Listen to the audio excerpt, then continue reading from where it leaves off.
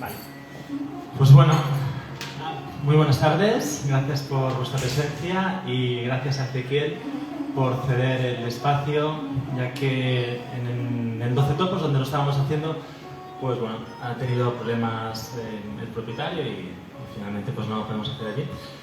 Y bueno, vamos a seguir hoy con la segunda sesión, con la que empezamos la semana pasada de Introducción al Yoga. En este caso vamos a hablar de los textos básicos y vamos a introducirnos, pues, como decía la semana pasada, desde lo más genérico a lo más concreto, ya que hoy vamos a ver los textos y la semana que viene nos quedará ver lo que es la cuestión práctica, la cuestión más, pues, el Hatha Yoga Pradipika y lo que es la práctica propiamente del yoga, entendiendo pues lo que es pues, pranayamas, asanas, luego también el tema de los margas que hablábamos la semana pasada, el Karma Yoga, Bhakti Yoga, Jnana Yoga y Raya Yoga. Pero hoy vamos a hablar de los textos que conforman la tradición del yoga y que en concreto pues, vamos a ver tres textos, que es texto no es propiamente, es una darshana, es una perspectiva que hablábamos la semana pasada, que es un sistema filosófico, que es el Samkhya, luego seguiremos con los Yoga Sutras y finalmente con Bhagavad Gita. Para podernos ir situando, y vamos a hacer, pues, ya que hemos tenido problemas y empezamos un poco más tarde, la charla va a ser más corta de lo que fue la semana pasada, pero para situarnos voy a hacer una breve introducción para enmarcar la charla. Decir que la semana pasada hicimos pues, un recorrido a lo largo de la tradición occidental y oriental y cómo pues, de alguna forma había vasos comunicantes, cómo había pues, paralelismos y a la vez también diferencias importantes. Pues en el caso de hoy vamos a hablar del Samkhya, que es, digamos, el paraguas, para decirlo así, el paraguas filosófico, el paraguas conceptual, sobre el que se focaliza el yoga, sobre el que se asienta el yoga, la práctica en sí, ¿no? Toda persona que practica yoga y que, o mejor dicho, toda persona que se forma en el yoga debería conocer lo que es la filosofía Samkhya, por un lado, lo que es Bhagavad Gita, por otro, y finalmente lo que es el Vedanta, es decir, lo que es el final de los Vedas. La semana pasada estuvimos hablando de 6 sistemas, de 6 darshanas o perspectivas filosóficas y si recordamos pues estaría el Samkhya, estaría el Nyaya, Mimamsa, Vedanta, el yoga propiamente y el Vaisheshika. Entonces lo que es el Samkhya sería el primer sistema, el primer darshana que se tiene pues digamos se tiene conocimiento, que se sitúa sobre el 4 antes de Cristo y posteriormente pues llegamos hasta el Vedanta, que sería el final, digamos, de estos 6 sistemas o de esta, digamos, de esta línea de darshanas, ¿no? Por lo tanto, al hablar del Samkhya estamos hablando, como decía, pues de esto, del paraguas sobre el que la práctica del yoga se asienta y es el marco conceptual sobre el que se basa. Es importante también entender que cuando hablamos de Samkhya hablamos a la vez, como si estuviésemos haciendo un paralelismo así muy rápido, muy sui generis, estaríamos hablando de lo que en Occidente es Aristóteles y lo que es Platón, ¿vale? Samkhya sería pues, más la corriente más aristotélica.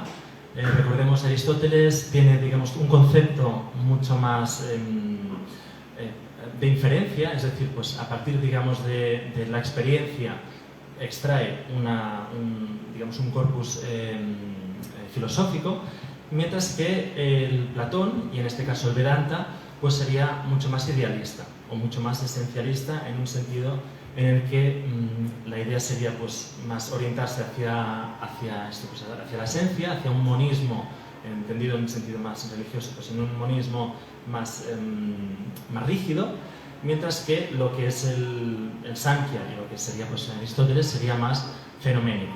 Ahora lo veremos con más detalle. También decir que, como la semana pasada, si alguien tiene alguna duda, alguna pregunta y queréis hacer también, pues, comentarios o lo que sea, pues será bienvenido. También pues, hay caras nuevas y también agradecer pues, que se hayan sumado. Por otro lado, siguiendo con lo que estaba diciendo, luego vamos a ver lo que son los Yoga Sutras. Los Yoga Sutras es, digamos, sutra quiere decir aforismo y sería pues los aforismos del yoga. Que la práctica digamos, si por un lado tenemos el Samkhya, que sería el paraguas, lo que es ya la práctica propiamente se establece a partir de los Yoga Sutras de Patanjali. Los Yoga Sutras de Patanjali es un importante libro. Patanjali no se sabe exactamente si fue una persona, pasa lo mismo que con Homero, por ejemplo, o con Hesiodo, en Grecia, entre otros, ¿no? No se sabe exactamente pues, si existió, si fue real o no, pero sí que se sabe que los Yoga Sutras, el escrito, el libro de los Yoga Sutras, es como un compilatorio, para decirlo así, de distintas corrientes que en aquel momento estaban dándose en la India. Y finalmente vamos a ver la Bhagavad Gita, que la Bhagavad Gita está dentro de lo que es la Mahabharata, que es un libro, digamos, el poema épico más extenso del que se tiene conocimiento y que está dentro, digamos, es un pequeño librito, el Bhagavad Gita, que está dentro del Mahabharata. Y por lo tanto, está diciendo, digamos, también un orden cronológico, porque sería el Samkhya primero, luego vendrían los Yoga Sutras y finalmente Bhagavad Gita. El Bhagavad Gita ya es, digamos, se considera como la joya o la quinta esencia del pensamiento hindú. Por lo tanto, pues, este sería un poco el recorrido. Hablar de la filosofía del Samkhya o el Darshana Samkhya es hablar de Kapila. Kapila es el que, digamos, inicia la corriente del Samkhya y es hablar también de un concepto que lo que intenta es desgranar desde lo más sutil, desde lo más, digamos, desde Dios o desde la divinidad, que lo queremos decir así, y ahora lo veremos con más detalle, hasta lo más denso y lo más, digamos, fenoménico, que decir, ¿no? También es importante decir que juntamente con los otros darshanas, es decir, con los puntos de vista de los que estuve hablando la semana pasada, el Samkhya también comparte con los darshanas lo que es la autoridad de los Vedas. Los Vedas, recordemos, Veda es conocimiento en sánscrito y por lo tanto comparte, digamos, este conocimiento revelado, que de alguna forma hablábamos de los rishis, hablábamos de estas personas, estos ascetas que se separaron, o sea, hicieron un ejercicio, digamos, de retiro del mundo para poder entrar en un estado meditativo profundo, en un estado de conciencia alterado, y esto les permitió entrar en, digamos, en lo que se llama la Shruti, es decir, en poder escuchar la revelación a través de la cual escribieron o transmitieron oralmente todo un conocimiento que se fue transmitiendo de generación en generación y digamos, de zona. Recordemos que hubo también el desplazamiento desde el norte hacia el sur, de los Drávidas, etcétera, etcétera, etcétera, y todo, digamos, este conglomerado es lo que facilitó que en los Vedas se mantuvieran, digamos, como la referencia textual o la referencia, la autoridad, vamos. Pues el Samkhya comparte, junto con los otros darshanas, comparte esta autoridad y por lo tanto se inscribe dentro de esta base. El Samkhya, a diferencia de los otros sistemas, que son sistemas más de creencia, para decirlo así, en el sentido pues, más teístas que se dice, el Samkhya es ateo.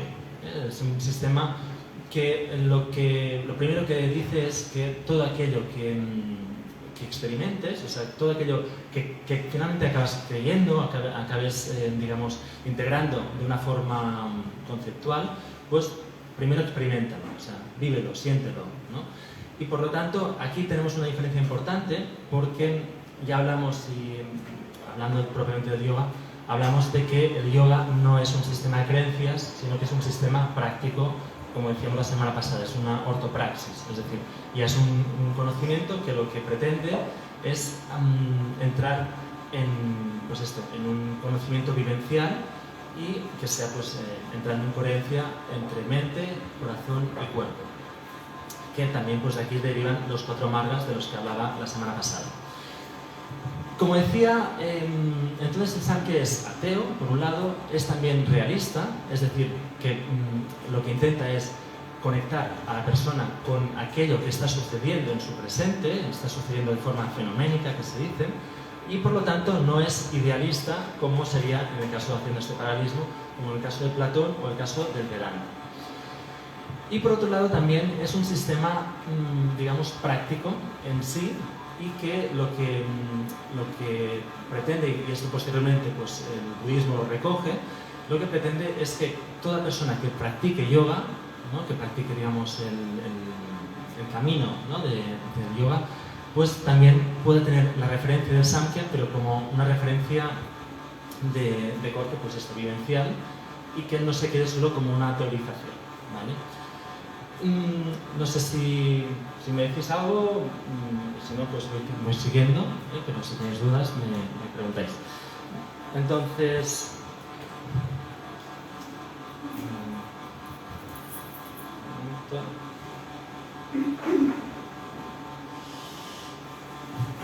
vale. He puesto aquí un par de frases para situar un poco más el tema. Y la primera dice: el yoga no es una creencia, por eso es difícil, arduo y a veces parece imposible. Es un enfoque existencial. Recordemos, aquí hay una cosa importante, ¿no? A diferencia de lo que sucede en nuestra tradición es ante todo una tradición basada en la creencia, en el principio de autoridad, pero en un principio de autoridad pues de lo que decía, ¿no? La letra con sangre entra, ¿no? Entonces aquí invertimos mucho este principio y por lo tanto es como que, para decirlo así, somos más dualistas y por lo tanto más esencialistas que no pues más prácticos en el sentido que hablaba. Y en cambio el yoga pues no, el yoga lo que pretende es que es un enfoque existencial, es un enfoque vivencial, y que lo que nos ayuda, nos permite, es acceder a un estado de conciencia de una forma con un método científico, para decirlo así.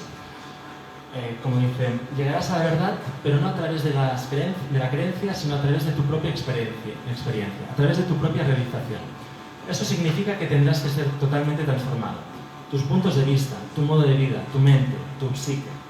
Esto lo decía Osho en el libro Yoga, la ciencia del alma. ¿Vale? Este es el punto sobre el que se basa pues, lo que el Samkhya por un lado y el yoga más concretamente por otro. Por otro lado tenemos lo que dice Ananda Kumaraswamy, que dice: las filosofías modernas son sistemas cerrados que emplean el método de la dialéctica y que dan por establecido que los opuestos son mutuamente exclusivos. Recordemos, los darshanas son complementarios, mientras que en Occidente un sistema intenta desbancar al otro. Entonces es como que estamos en esta dialéctica que proviene ya de la época griega, es decir, de Platón y de Aristóteles, que se establecen como dos líneas. En la filosofía moderna las cosas son así o no son así. La metafísica no es un sistema, sino una doctrina congruente. Ahora ya hablando propiamente de la filosofía del pensamiento hindú. No se interesa meramente por la experiencia condicionada y cuantitativa, sino en la posibilidad universal. ¿Vale? Esto es muy importante, y pasando a la siguiente diapositiva.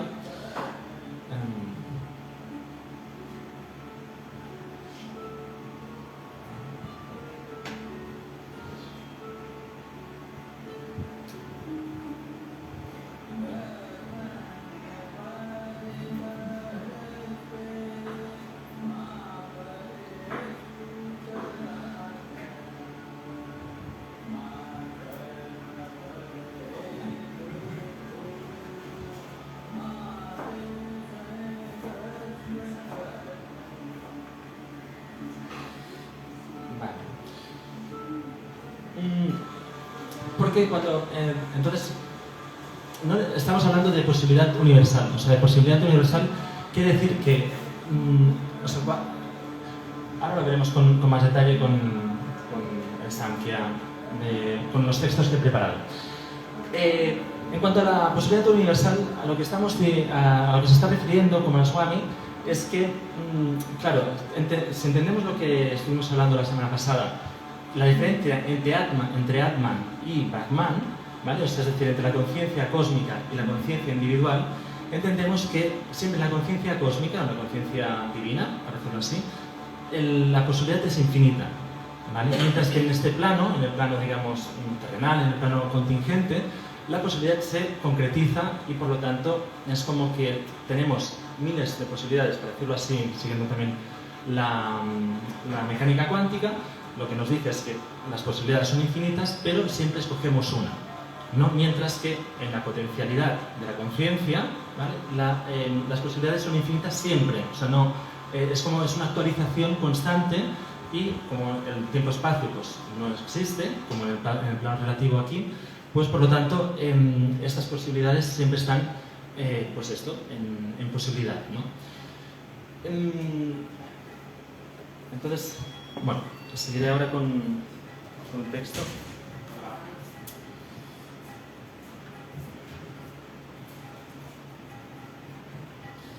El primer texto es de las estrofas de Isvara Krishna. Isvara Krishna es el que hizo el recopilatorio de las estrofas del Samkhya y que, como decía, pues son compiladores, igual que Patanjali con los Yoga Sutras. En este caso, pues Isvara Krishna pues, hizo el recopilatorio del conocimiento del Samkhya. ¿Qué dice lo siguiente? El efecto preexiste en su causa, porque lo que no existe no puede ser producido. Para obtener un efecto determinado, hace falta seleccionar una causa determinada. Esto que hablábamos hace un momento de la conciencia en cuanto a posibilidad infinita. Un efecto no puede generarse de cualquier causa. Una causa solo puede producir aquello que es capaz de producir y, en quinto lugar, el efecto es de la misma naturaleza que la causa.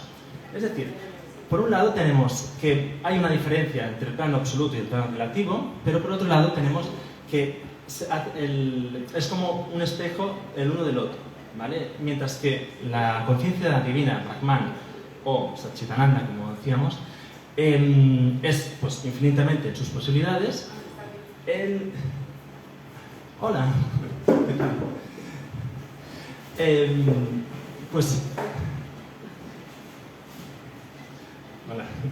Pues bien, pues entonces lo que decíamos, pues esto, en cuanto a la conciencia divina y sus infinitas posibilidades, decía, pues es un reflejo de lo que hablábamos la semana pasada. Si os acordáis, cuando hablábamos del intelecto como un lago que está completamente pues, en un estado de quietud, entonces es cuando podemos reflejar esta conciencia divina, ¿no? Entonces, la causa, evidentemente, siempre cuando se refleja, es como que es bidireccional, ¿vale? Entre Brahman y el Atman, la conciencia individual. ¿Bien? Si tienes alguna pregunta o así, me dices. Bueno, es la segunda sesión hoy y sí que es verdad que bueno, son conceptos quizá un poco abstractos y pero bueno, tú si cualquier cosa me dices. El siguiente texto que he preparado dice: lo manifiesto está constituido por los tres gunas. El concepto de guna es un concepto que se refiere a cualidad, ¿vale? O sea, el Samkhya habla de tres gunas, que es por un lado Sattva guna, Rajas guna y Tamas guna, ¿vale?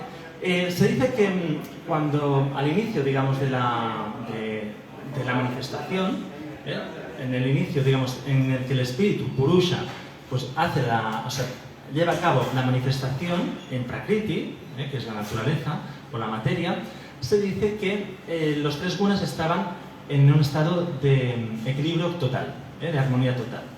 Si nos fijamos, las distintas disciplinas y filosofías de distintos lugares siempre están hablando de alcanzar la armonía, de alcanzar el equilibrio, ¿vale?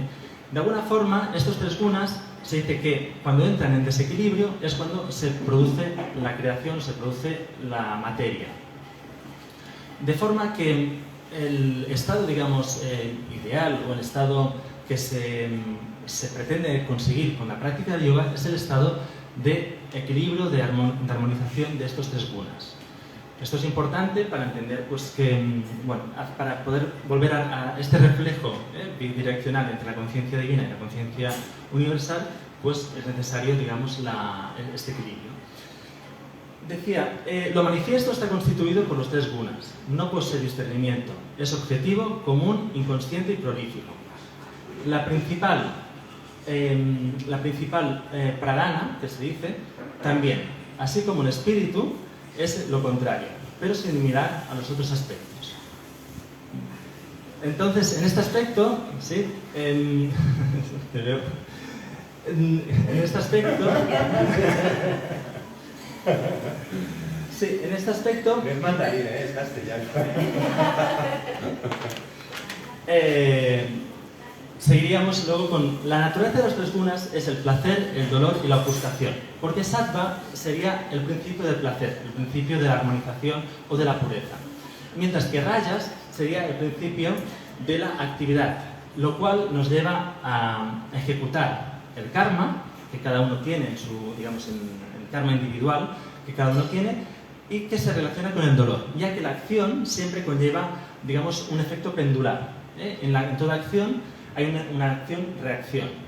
Por lo tanto, el rajas, sería la guna rajas, sería el principio de acción y que conllevaría siempre dolor. Y finalmente, tamas sería el principio, la cualidad de ofuscación o de inmovilidad. Es decir, sería ya en una inercia en la que es como difícil cambiar la energía, cambiar la acción, ¿no? Sigue diciendo, su finalidad es iluminar, actuar y obstruir. Iluminar por sattva, actuar por rajas y obstruir por tamas. Cuando hablamos, por ejemplo, pues es habitual que hablemos, pues yo qué sé, ¿no? Que una persona tiene el canal más abierto, tiene el canal más cerrado, a nivel energético, por ejemplo, o tiene la percepción o la intuición más desarrollada o menos desarrollada. Pues estaríamos hablando de este mismo principio de los tres gunas, en el sentido pues, de un estado más puro, más luminoso, o de un estado más tamásico, que sería pues esto, más obstructivo. Sus funciones son suprimirse, soportarse, producirse y unirse mutuamente. Esto así como idea genérica, para ir entendiendo pues, respecto a los gunas.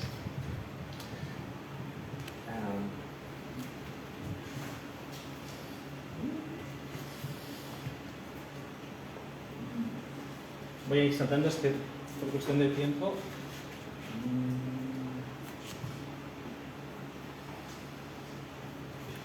Bueno, vamos ahora con lo que dice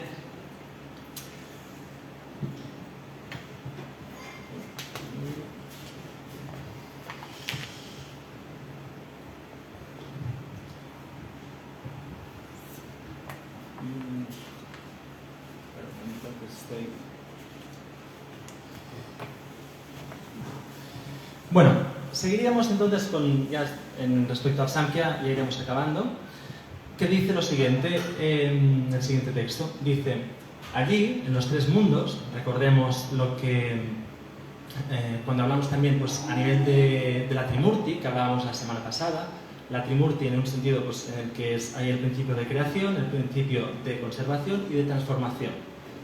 ¿Vale? Pues dice, allí, en los tres mundos, el espíritu consciente experimenta el sufrimiento, dukkham, causado por la vejez y la muerte, hasta la destrucción del cuerpo sutil. Por lo tanto, el sufrimiento es la verdadera naturaleza en el plano relativo. A lo que añade posteriormente el yoga, dice, pues ya que estamos en el plano relativo y hay dolor, la idea, o el trabajo, digamos, interior, ¿no? Con la práctica del yoga, es poder sustraernos de este dolor y poder establecernos en un estado de conciencia pura y de conciencia en la que este dolor no nos afecte. Seamos capaces de ser testigos de lo que está sucediendo a nuestro alrededor sin por ello sufrir y sin por ello, digamos, tener una implicación en la que suframos siguiendo el péndulo, siguiendo el principio de rajas, de alguna de la acción. Bueno, esto respecto a las estrofas del Samkhya. Un momento.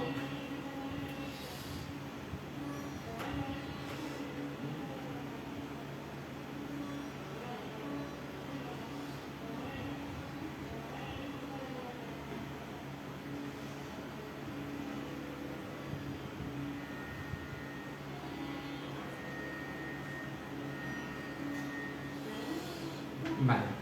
Bueno, respecto a los Yoga Sutras de Patanjali, Patanjali, como he dicho, pues se considera que es un compilador, se considera que es el que compiló una serie de aforismos que se transmitían oralmente entre, digamos, los grupos, porque anteriormente no es como hoy día, pues que el yoga es una cosa, digamos, extendida y que de alguna forma pues es una cosa visible, o sea que cualquier persona puede acceder, ¿no?, a hacer yoga.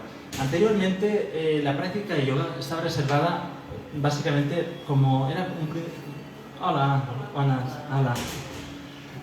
Estaba reservado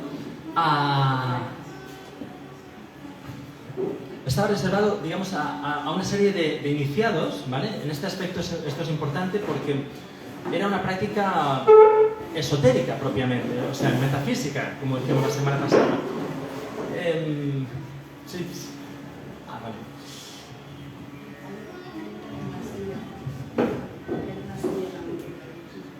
Sí. Entonces, era una práctica...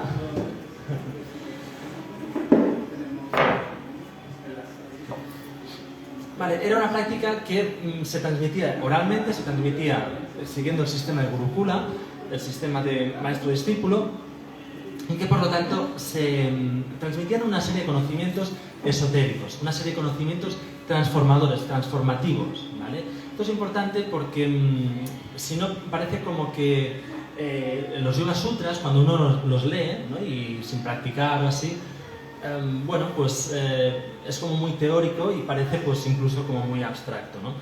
Pero en la medida en que uno pues lo va practicando yoga y va estudiando los Yoga Sutras, va entendiendo, pues digamos, la profundidad del mensaje con la praxis, con la práctica, y cómo poco a poco, digamos, esto se va integrando, se va estableciendo un diálogo fecundo entre el texto y la práctica. Vale. También decir que los Yoga Sutras son, como decía, aforismos, están divididos en 4 secciones que se conocen como Samadhipada, o el camino del éxtasis, para decirlo así, o de la realización del Kaivalya, que se dice de la liberación. El siguiente capítulo sería el Sadhanapada, que sería lo que es la práctica propiamente.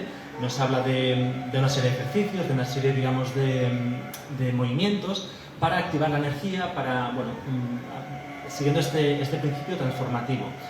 El tercer capítulo sería el de Vibhuti-pada, que es cuando el yogi o la yogini desarrollan una serie, digamos, de poderes o de capacidades, para decirlo así, pues energéticas, o bueno, sería pues todo lo que es la magia. En este caso también se habla de pues esto de cómo hacer un cierto tipo de magia, ya que el yogi y la yogini consiguen un alto grado de realización, un alto grado de autoconocimiento, y por lo tanto saben cómo dirigir la energía, cómo utilizarla, ¿no?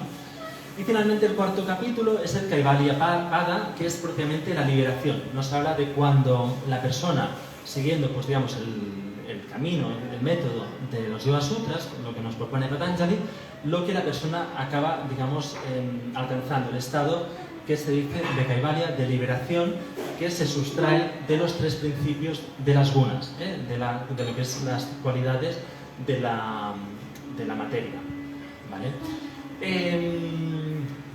No sé si las personas que habéis llegado ahora, pues si tenéis alguna duda al respecto, estuvisteis la semana pasada, pero si hay algo que, bueno, como os dije, pues si tenéis comentarios así, vale.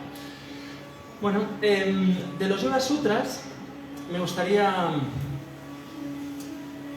también decir a estas personas que habéis llegado ahora que por cuestiones ajenas hemos tenido que empezar más tarde y vamos a tener que acortar la charla de hoy. Y bueno, no vamos a poder ver todo lo que había preparado, así que bueno, pero veremos pues más resumidamente lo que la exposición. Dice el segundo aforismo de los Yoga Sutras dice lo siguiente: yoga es la detención de los procesos mentales. Si hace un momento hablábamos de Sankhya, hablábamos, digamos, de este principio de Purusha o de Brahman y el principio de Prakriti o materia, y que hablábamos de que cuando se desestabilizan los tres gunas, desestabilizan las cualidades de la naturaleza, se produce la manifestación, o sea, desde estas posibilidades infinitas de las que hablábamos, pues en este caso, reforzando esta idea, dice: yoga es la detención de los procesos mentales. Es decir, cuando alcanzamos en este estado, digamos, de plena concentración, de plena presencia, se dice que, aquí lo decimos así, que la mente está en blanco, o sea, como que nos quedamos en un estado en el que no hay pensamientos, ¿no? Pues bueno, sería esta misma idea, que viene a decir pues que los procesos mentales, el principio de acción y reacción, es como que se estabiliza en un punto de pura conciencia o de pura presencia. ¿Vale?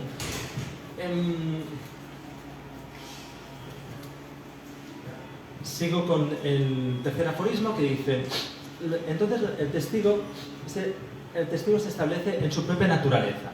En su propia naturaleza, si hablamos de los tres gunas, si hablamos de este principio de acción, reacción, cuando podemos sustraernos y somos capaces de poder, digamos, ser testigos, es cuando podemos establecernos realmente en una naturaleza pura.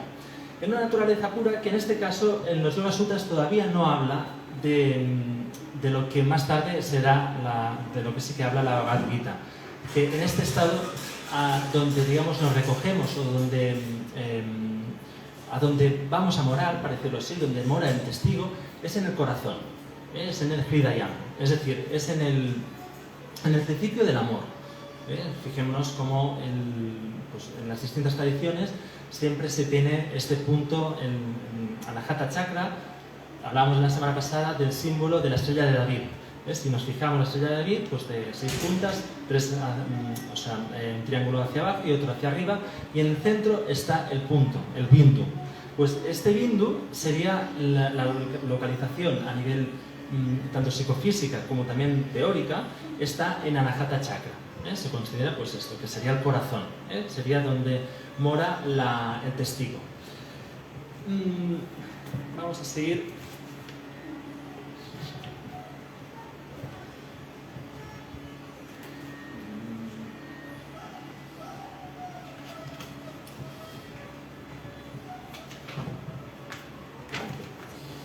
Dice lo siguiente, dice: los obstáculos para conseguir este estado de conciencia del testigo son propiamente las dispersiones mentales, la enfermedad, la apatía, la duda, la negligencia, la pereza, la intemperancia, la visión errónea, la incapacidad para alcanzar un estado de contemplación profundo y la precariedad, es decir, la incapacidad para poder mantener este estado de plena concentración o de plena atención.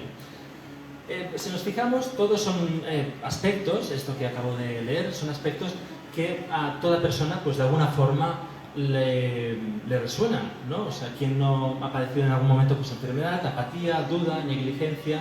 ¿Vale? Claro, todo ello conlleva una necesaria, digamos, un método necesario, para decirlo así, que es lo que nos propone el yoga, para poder superar los obstáculos mentales y poder establecer, pues, podernos establecer en el testigo, es decir, en este principio de donde mora el testigo, que es en el corazón.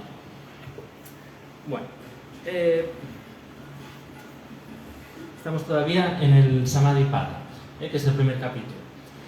Dice: la paz mental se obtiene cultivando la amistad con los que son felices, la compasión por los que sufren, la alegría con los virtuosos, la indiferencia hacia los malvados. Recordemos, esto nos puede sonar, por ejemplo, pues al principio de Jesús, ¿no? Lo que dice, pues, que ante el enemigo, ante el que te quiere mal, pues le pongas la otra mejilla, ¿no? De alguna forma, pero recordemos la diferencia importante, que aquí no se pide que creamos, sino se pide que experimentemos, que lo vivenciemos, ¿vale? Y de alguna forma entroncaría con distintas tradiciones que también postulan el mismo principio. Lo que es ya el segundo capítulo, en Sadhana Pada, dice, en el primer aforismo dice: actitud ascética, estudio y meditación constante en Ishvara, es decir, en el Señor, o en aquello que nos despierta la fe, para decirlo así. Esta es una traducción así un poco más libre por mi parte. Dice, constituyen el Kriya Yoga, el yoga de la acción. Vuelvo a repetir, actitud ascética, estudio y meditación constante. Es decir, siguiendo este principio, este método, vamos como alcanzando, porque estamos ya en el sadhana pada, es decir, en la práctica del yoga, y estamos ya utilizando, pues, digamos, un camino, un método que nos ha sido transmitido a través de los Yoga Sutras y que nos habla de que teniendo esta práctica, actitud ascética, etc., vamos a alcanzar este estado de testigo, este estado de conexión con Anahata Chakra. Sigue diciendo, las aflicciones son la ignorancia, el sentido del yo, la pasión, la aversión y el instinto de supervivencia. Aquí no voy a añadir nada. El sentido del yo es la identidad aparente entre la facultad de la visión y su instrumento. Es decir, cuando cuando lo que percibimos no nos hacemos corresponsables, es decir, no nos la semana pasada Silvia me preguntaba, ¿y qué es la no dualidad? ¿No? Pues justamente sería esto, ¿no? Ser capaces de poder experimentar lo que estamos observando con el observador como una misma cosa. No diferenciarnos, no, digamos, retirarnos de una forma reactiva, siguiendo los gunas, de los que hablé, sino dejando este sentido del yo, que es la identidad aparente entre la facultad de la visión y su instrumento, dejando este sentido del yo aparte. O sea, como ¿qué es lo que está solicitando el momento? ¿Qué es lo que está requiriendo el momento, ¿no?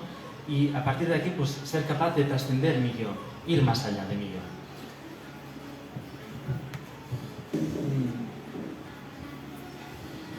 Para el hombre de conocimiento, toda experiencia es dolorosa, debido a la aflicción de los constituyentes y al dolor causado por el cambio, el sufrimiento y las impresiones latentes. Solo voy a decir, respecto a las impresiones latentes, esto vendría a ser lo que es el karma, para decirlo así, lo que es contenido inconsciente que nos determina, aunque no seamos, pues, justamente conscientes, ¿no? Y serían, pues, digamos, impresiones que se actualizan cuando nos encontramos en situaciones, pues, en las que, pues, se nos escapa, digamos, la respuesta, y de alguna forma nos vemos impelidos a accionar, a reaccionar, justamente por estos, se dicen vasanas, por estos, digamos, este contenido karmático. Y ya para ir acabando con los Yoga Sutras, la causa de lo que hay que erradicar es la conjunción entre el perceptor y el mundo perceptible.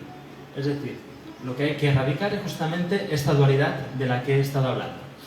Esto es muy importante porque si no, volveríamos, digamos, a entrar en este samsara, en esta rueda de la vida, y por lo tanto volveríamos a accionar otra vez los gunas, de forma que volvemos a estar en un estado de acción y de reacción. ¿Vale? Por tiempo no voy a entrar más con los Yoga Sutras.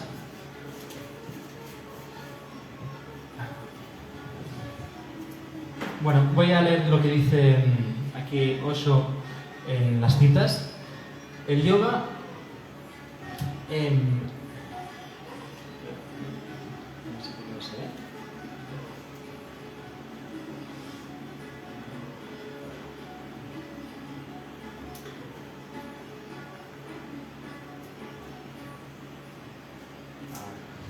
El yoga es una ciencia pura y Patanjali es la figura más relevante en el mundo del yoga. Este hombre es singular. No hay otro comparable con Patanjali. Por primera vez en la historia de la humanidad, este hombre elevó a la religión a nivel de ciencia. Hizo de la religión una ciencia, simples leyes. No se necesita creencia alguna. El yoga se ocupa de la totalidad de tu ser, de tus raíces. No es algo filosófico. Recordemos la discusión de la semana pasada con la que empecé, hablando sobre la discusión si en India hubo y hay filosofía o no. No es algo filosófico. Por eso con Patanjali no vamos a pensar ni a especular. Con Patanjali trataremos de conocer las supremas leyes del ser, las leyes de la transformación, las leyes de cómo morir y de cómo renacer de nuevo, las leyes del nuevo orden del ser. Seguimos con esta misma idea de ortopraxis. Es una práctica transformativa, transformadora.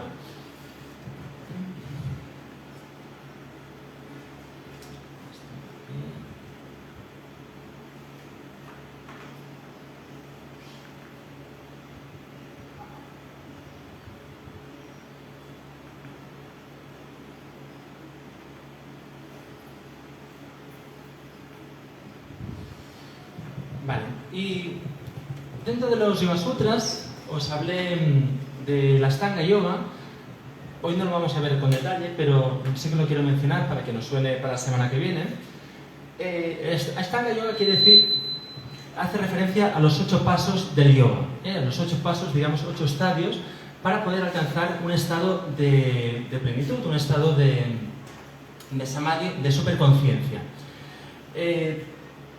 Así, visto muy rápidamente, tendríamos por un lado lo que es el primer paso, que sería los yamas. Los yamas serían normas morales para poder, pues digamos, poder ser honestos con nosotros mismos, ¿no? O sea, tener, digamos, una moralidad elevada, un pensamiento elevado, que nos permita no mentir, no robar, no ser avariciosos, y el principio de ahimsa, el principio de no violencia también. Por otro lado tendríamos el segundo paso, sería los niyamas, que sería la relación con uno mismo. Sería de alguna forma pues sería pues la capacidad de, pues, para alcanzar este estado de concentración, sería pues siguiendo estos principios, que sería limpieza, limpieza tanto interior como exterior. Sería austeridad, sería autoestudio, sería dedicación y finalmente contentamiento, es decir, la capacidad de poder establecernos en un estado de satisfacción interna con lo que estamos viviendo, con lo que somos. El tercer paso sería lo que son las asanas, posturas y movimiento, que sería el control del cuerpo. El cuarto serían los pranayamas, control y regulación de la energía vital, aunque normalmente se traduce como respiración. O sea, en la práctica de yoga pues sería pues, los ejercicios propiamente de respiración, como Vastrika, Anuloma Viloma, etc. Por otro lado tendríamos el quinto, que sería Pratyahara, que sería la retracción de los sentidos, ser capaz de, pues esto, si hablamos justamente pues, de ir saliendo de este estado de acción-reacción, pues Pratyahara sería ya pues, llevar el foco hacia nuestro interior, llevar el foco hacia, pues esto, como ir desconectando los sentidos del mundo exterior. Esto, digamos, como pasos, como método, para entenderlo, como camino. Quiero decir que no necesariamente, pues, yo qué sé, pues, se pueden ir entremezclando las distintas etapas.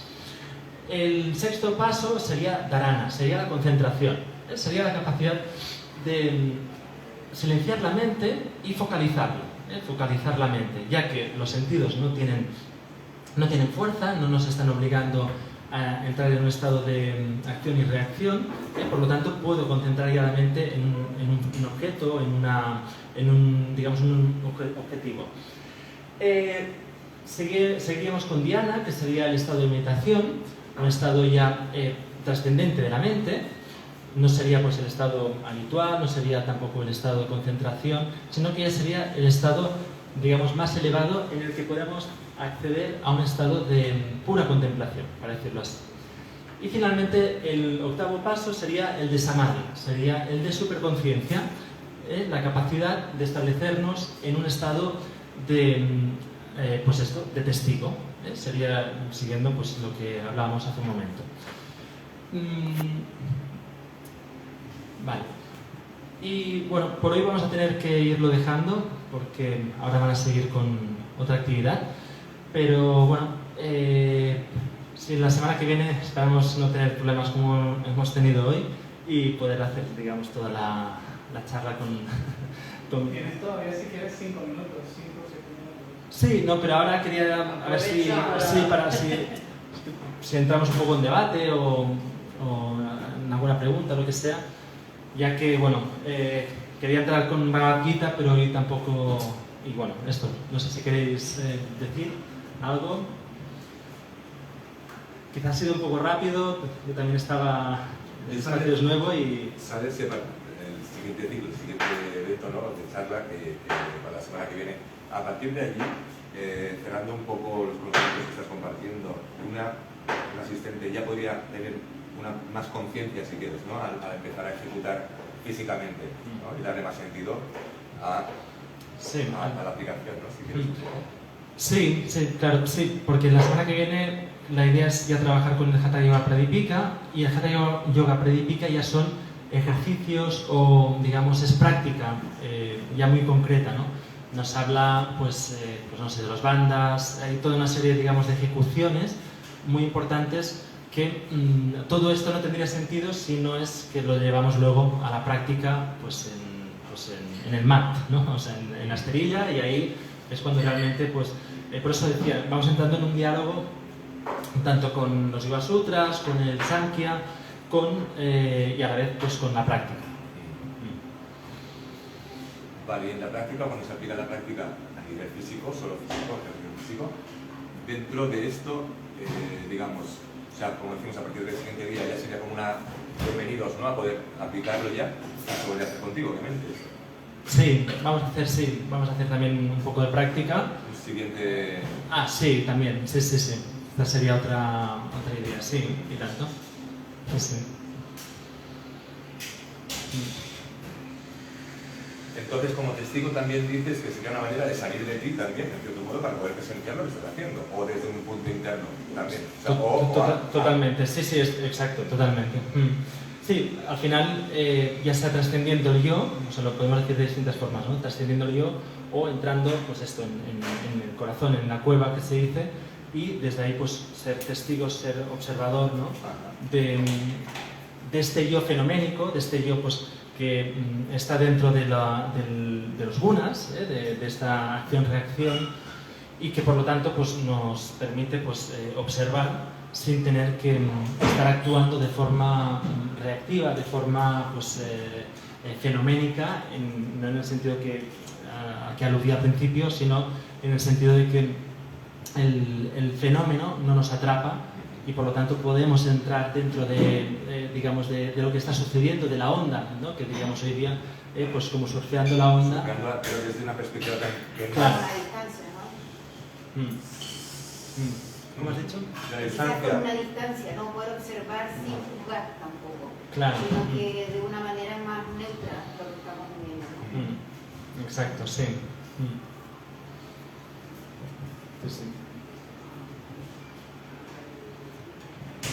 Sí. Y el testigo ese que hablaba hace un rato, ¿no?, de que supuestamente está dentro de nosotros, de también esta conciencia universal y la conciencia de nosotros del alma. Bueno, perdón, Hay el alguna testigo serías yo, tú, ¿no? yo a veces lo interpreto como que en realidad es que esa conciencia universal o Dios, como lo queramos llamar, en realidad está dentro de cada uno de nosotros. Y quizás con toda esta práctica y todo el camino que tenemos a través del yoga, lo que hacemos es conectar con eso que siempre ha estado dentro de nosotros y tener un lazo directo, ¿no?, y darnos cuenta que en realidad la divinidad somos nosotros y siempre ha estado ahí. En realidad lo que hacemos es despertarnos. Sí, totalmente. Sí, a diferencia de, pues por ejemplo, pues de la tradición cristiana, ¿no?, que se requiere pues la creencia, se requiere pues esto, pues Jesucristo sería el mediador, tendríamos que, ¿no?, y luego hay el vicario de Dios en la tierra, etcétera. pues en este caso es una relación directa. Es una Como si fuéramos un pedacito, ¿sabes? Como una chispa divina. una chispa. Pero que en realidad lo que nos damos cuenta es que podemos tener una relación directa, que todo eso de las creencias que nos han impuesto un poco las religiones, etcétera, de que tenemos que tener intermediarios, en realidad nunca ha sido necesario. Si en Claro. realidad tenemos una Claro, conexión directa con la el conexión si quieres. ¿no? Exacto, se ha Hay que perdido, nos han reconectar quitado de esa conexión, ¿sabes? Y en el fondo quizás a través de esta práctica lo que hacemos es como reconectar. Exacto. Claro. Es aprender y aprender de nuevo sí. también. de todas maneras. Sí, claro. Sí, sí, total. Desaprender es lo más difícil. Exacto, exacto. Desaprender es difícil. Es lo más difícil. Es más difícil que aprender. Es muy sí, porque aprender, Sí, de hecho, lo si tienes quieres, puedes ya aprender tan- incluso sin esa acción de atención de aprender, porque es una Claro, porque recognición además el constante cerebro cuesta de. mucho más desaprender cuando haces un camino neuronal Sí, sí. que el aprender. Entonces, cuando tú ya has aprendido algo, modificar esa conducta requiere práctica. Y eso es lo que yo creo Claro. que nos ayuda al yoga, a reconectar todos esos caminos. Sí, sí. Totalmente de acuerdo.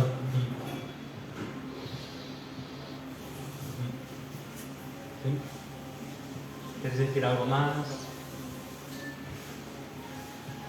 Están preguntándose cuánto es las clases, dicen ellas. Pues ya mismo. En breve. Ya mismo. Hace rato. Ya hablaremos con Ezequiel y lo preparamos, sí. Sí, sí. A experimentarlo, ¿no? Que es lo- Claro. Bueno, lo dejamos aquí, ya que tenemos que dejar paso a la siguiente actividad. Y bueno, gracias por vuestra asistencia, gracias a Ezequiel y seguimos la semana que viene. Gracias. Gracias. Gracias.